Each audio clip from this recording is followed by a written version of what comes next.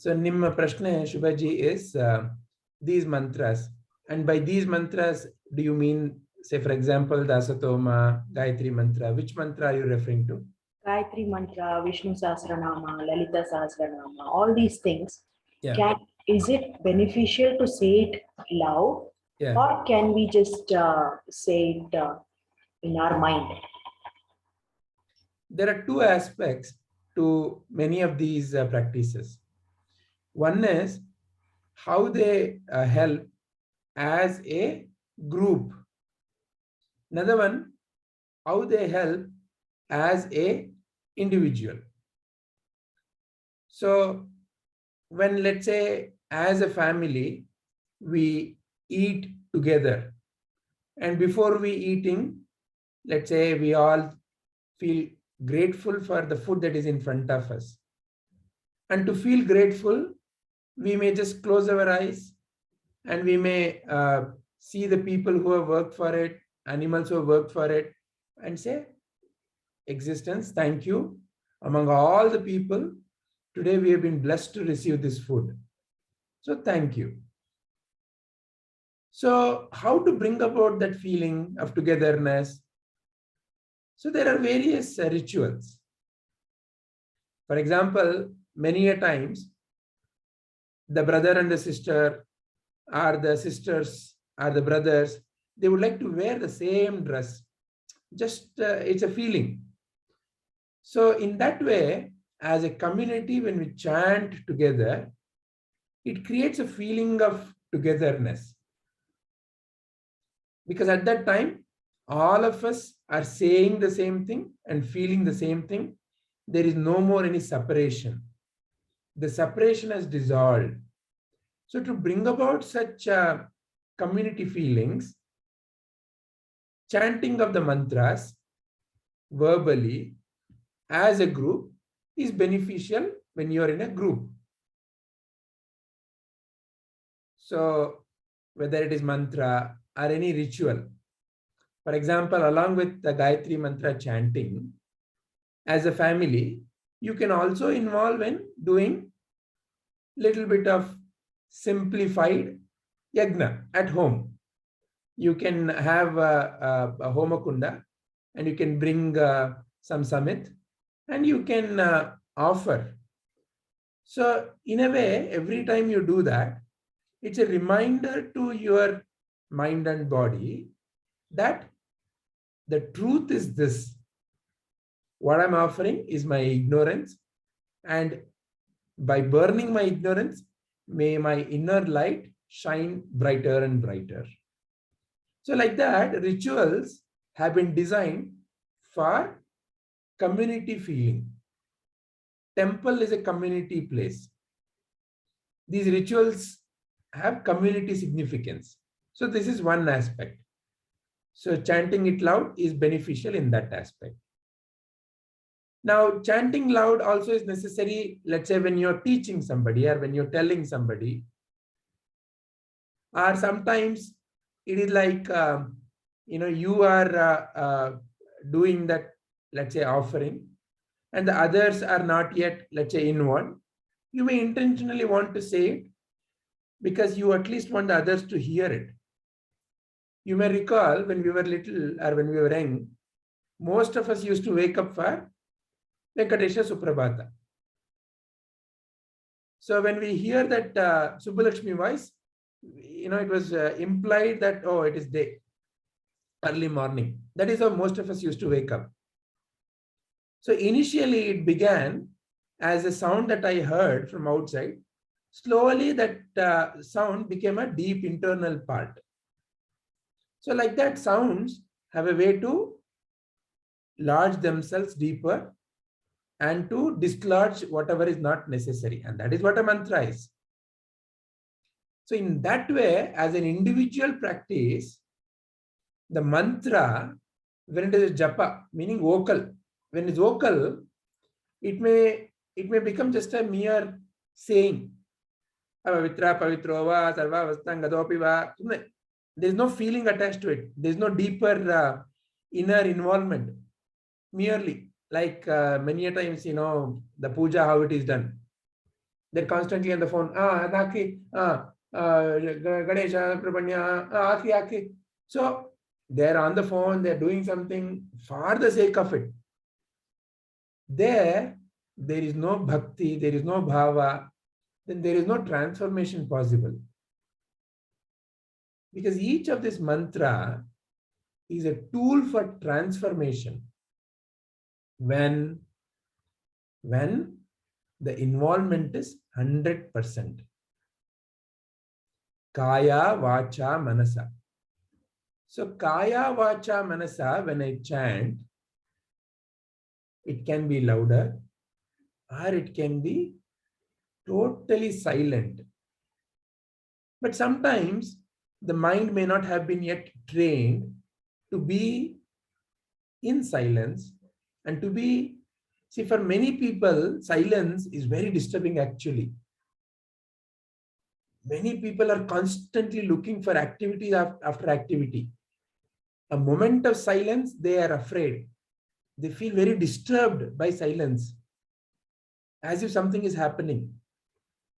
So therefore, at the beginning stages of such a, let's say, sadhaka, a verbal chanting is useful, because to say something and to hear it something, so the mind is gradually getting peaceful. As the mind becomes more subtler, so the general movement of the mind is from a tamasic mind to a rajasic mind to a sattvic mind. As the mind becomes subtler and subtler, established in more of sattva gunas, then it can be a silent japa. As soon as you close the eyes, and as soon as that mantra is remembered, that entire feeling is established. So from a japa, now it has become vocal japa, it has become a silent japa. It is being chanted in the mind. Nobody can see it. It is in the mind. So that way, it is far more effective. It is taking you closer to your inner reality. Your inner reality is silence. That is your true nature. Because sound appears and disappears into silence. Then from there, it leads you into your true nature. So from japa, it has to become a japa. Meaning the japa is still there, but you are established in your true nature. This is the path of any japa or puja or even meditation practice. Eventually, to bring awareness to you. You as in awareness. To be aware of the awareness is dhyana. To be aware of the awareness. And to be naturally in that is the sahaja dhyana. So dhyana also is initially a practice. Close the eyes, watch the breath. As the breath is being watched, if any thoughts come, let them be. Then gradually thoughts subside. But you are aware of you watching.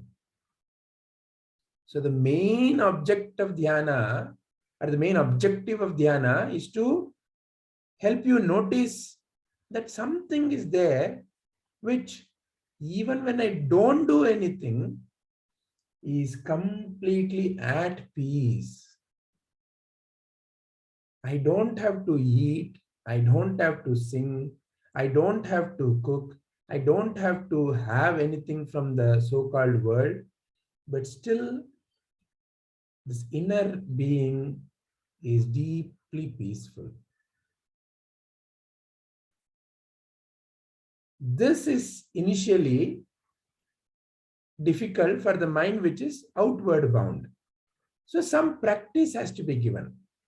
And during that practice, slowly, that recognition starts appearing. It is like when you cannot see the stars in the day, you wait for the daylight to go down, then you start showing, see there star, see there star. As the mind gradually gets accommodated or aware of that, then it is aware that even during the day, it is there.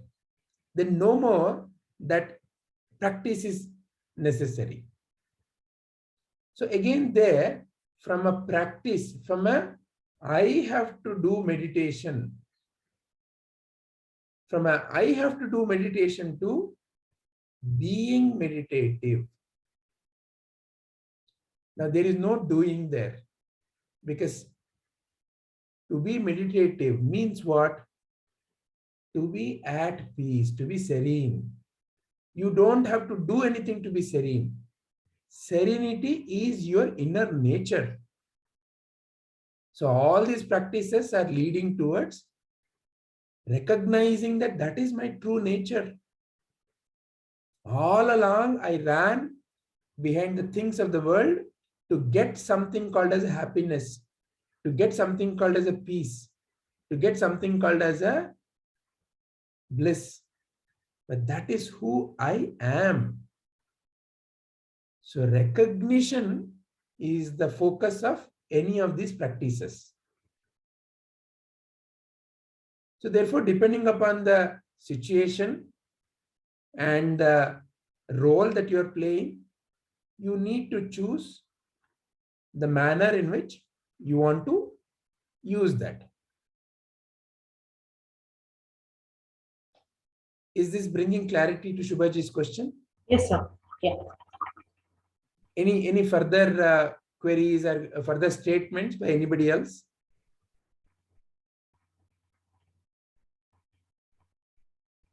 Wonderful. So in summary, any of these rituals or any of these practices, the focus is, the goal is to move the mind towards the self. Because the mind is outward bound. So mind is constantly occupied with different objects. And whatever object is there, to that object, you have a power called as attention. See, you have a power called attention. And that attention can be on any object, on anything. Your attention power, when it is on the object in the mind, and that object happens to be an object of the world, something to do, something to get, something about money, something about power, whatever it may be, that object is what you're paying attention to, and what you pay attention to grows. Whatever you pay attention to, that grows. So therefore, objects of the world grow. Association to objects of the world grows. Affinity to objects of the world grows. And the logic related to objects of the world, that is what is making me happy, that is what is making me sad, that also grows. So now, therefore, that object of the mind has to be replaced by some other object as a practice, at least to begin with. The object is actually not the problem. You know, the whatever that is coming from the world is not a problem at all. But right now, the mind has gotten into such a thinking system, conditioning. So now that has to be reversed. How do you reverse? So first, you replace the objects. First, the room is so untidy. Okay, let me first, clean it up. Let me just mop it up a little, wash it up a little, organize the things. So now I have to do this as a practice. Okay, do this as a practice, do this as a practice, do this as a practice. Till when? Till no more it's a practice. No more you think that brushing is a practice. No more you think that, saying your name is a practice. But initially it was a practice. Initially, when you did not say your name, so many people continuously asked you that question, you continuously practiced, it became a practice. So like that only all these practices. All right.